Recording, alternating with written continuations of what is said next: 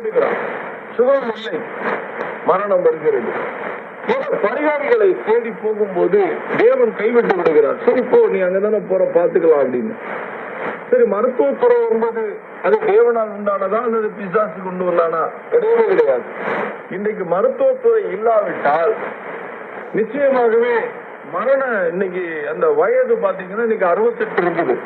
ஆனா ஒரு 40 வருஷத்துக்கு முன்னாடி 1940, 50, 60 வருஷத்துக்கு முன்னாடி பாத்தீங்கன்னா 35, 36 தான் இருந்தது ஆவரேஜ்.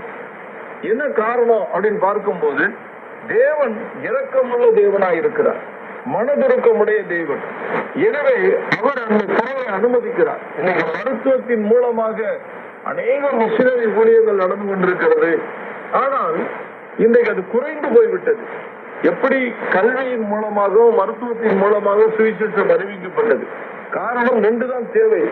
ஒன்று, மனிதனுக்கு ஞானம் வேண்டும், 2வது சுகம் வேண்டும். இந்த 2ஐயுமே மிஷனரிகள் செய்தார்கள். ஆனால் இன்றைக்கு இந்த 2ஐயும் விட்டுவிட்டு வேறு காரியங்களிலே சென்று கொண்டிருக்கிறார்கள். உலகமும் அப்படி இருக்கிறது, பார்க்க முடிகிறது. அப்போ நாம் சுகமா இருக்க வேண்டும் என்று தேவன் விரும்புகிறார்.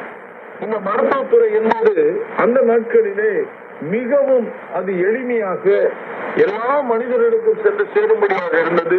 அதிலே இன்றைக்கு சற்று உள்ளே நுழைந்து 2 துறையுமே கெடுத்து போட்டு விட்டான். இன்னைக்கு பணம் தான். எல்கேஜி படிக்கிற ஒரு பையனுக்கு அன்னைக்கு கேட்கிறேன்னு ஒரு பள்ளிக்கூடத்தை சேர்த்தார்களாம். வருஷம் 1,10,000 ஃபீஸா. ரொம்ப ஆச்சரியமான ஒரு காரியமா இருக்குது. ஒரு சின்ன பையனுக்கு ஏபிசிடி சொல்லிக் கொடுக்க போகிறார்கள். அந்த பையனுக்கு 1,10,000 ஃபீஸ்.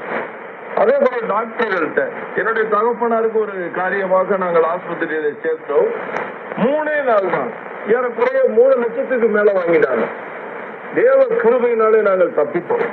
இன்னைக்கு பாத்தீங்கன்னா அப்படிதான் இருக்கிறது. ஆனால் மனிதன் என்ன நினைக்கிறான், அதைத்தான் யோசிக்கிறான். இலவசமாய் சுகமாக்குகிற தேவனை விட்டு விட்டான். ஏன்னா பிசாசு அப்படித்தான் வஞ்சிக்கிறான். உடனடியாக அங்க போலாம் அப்படிதான் எண்ணங்கள் வருது. முதலாவது தேவனுக்கு தெரியப்படுத்த வேண்டும், தேவனுடைய சமூகத்தில் அமர வேண்டும், ஆண்டவரை என்னை சுகமாக்கும் என்று கேட்க வேண்டும். அவர் ஆலோசனை கர்த்தர் நமக்கு ஆலோசனைகளை தருவார், அவர் சுகமாக்குவார். அதன் பிறகு மருத்துவத்துறை என்பது உண்மையாக சொல்லுகிறேன், அது பிசாசினால் உண்டானது அல்ல. ஏன்னா என்னைக்கு பாவம் பிரவேசித்ததோ அன்றைக்கு இங்கே வியாதி பிரவேசித்தது. ஏன்னா மரணம் வரணும். தேவன் சொன்னால் நீ புசிக்கும் நாளில் நீ சாவாயின்னு சொன்னார். அவன் சொன்ன நீ சாக மாட்டேன். இல்ல, தேவனுடைய வார்த்தையை நிறைவேறும். மரணம் வந்தது. மரணம் வந்த போது முள்ளும் குறுக்கும் விளைந்தது. ஆனால் அதே நேரத்திலே வியாதிக்கு சுகம் அளிக்கும்படியாக பல மூலிகைகளை தேவன் இந்த பூமியில வைத்துள்ளார். நல்லா யோசித்து பாருங்க. எதையும் யாரும் எங்கிருந்து கொண்டு வரவும் முடியாது, புதிதா உருவாக்கவும் முடியாது. எல்லாவற்றையும் உண்டாக்கினவர் கர்த்தர். அவர் நல்லது என்று கண்டதுதான் எல்லா மூலிகை செடிகளுமே. இன்னைக்கு அதுல உள்ள மருந்துகளை தயாரிக்கிறார்கள். அது நமக்கு போதுமானதாக இருக்கிறது. அது ஒரு பெரிய காரியம். அது பேசிக்கொண்டு போகலாம், அதை பற்றி சொல்ல வரவில்லை. ஆனால் அவராலை அல்லாமல் நமக்கு ஒரு நன்மையுமே கிடையாதுங்க. எல்லா நன்மைக்கும் காரணமானவர் நம்முடைய பிதாவாகிய தேவன், குமாரனாகிய தேவன். அவர் நமக்கு சுகத்தையும் பலத்தையும் அருளும்படியாக அவரே பாவ மாம்சத்தின் சாயலாய் வந்து நம்முடைய பாவங்களை சிலுவையிலே சுமந்து மரித்து அடக்கம் பண்ணப்பட்டு 3ஆம் நாள் உயிரோடு எழுந்து இன்றைக்கும் பிதாவின் வலது பார்ப்பதிலே நமக்காக வேண்டுதல் செய்கிறவராக 2000 ஆண்டுகளுக்கு மேலாக நாம் சுகமாய் வாழ்ந்திருக்க விரும்புகிறார்.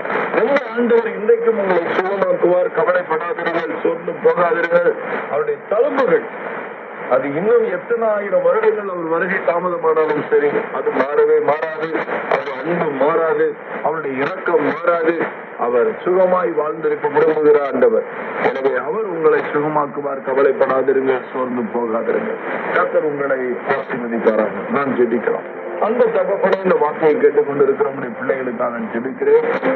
ஆண்டவரே, உடைய தழும்புகளாலே சுகமானீர்கள் என்று சொன்னபடி கர்த்தாவே, இன்றைக்கு உடைய தழும்புள்ள கரத்தை நேற்று உடைய பிள்ளைகள் ஒவ்வொருவரை தொடும்படியாக ஜெபிக்கிறப்பா. ஒவ்வொருடைய சரீரத்தில் இருக்கிற அது எப்படிப்பட்ட வியாதியா இருந்தாலும் தகப்பனே, இன்றைக்கு நீ தொட்டு சுகமாக்கும்படி செபிக்கிறேன் ஆண்டவரே. இன்றைக்கு ஒரு அற்புதத்தை அவர்கள் காண உதவி செய்யப்பா. நீ இறக்கமுள்ள தேவன் என்பதையும் நீ மனதுருகிற கர்த்தர் என்பதை தகப்பனே இன்றைக்கு வெளிப்படுத்தும்படி செபிக்கிறேன். ஒவ்வொருவரையும் தொட்டு சுகமாக்குவாங்க, பூரண விடுதலையை தருகிறார், ஆசீர்வதிக்கிறார். இயேசு கிறிஸ்துவின் நாமத்தில் ஜெபிக்கிறேன் நல்ல பிதாவே. ஆமென், ஆமென்.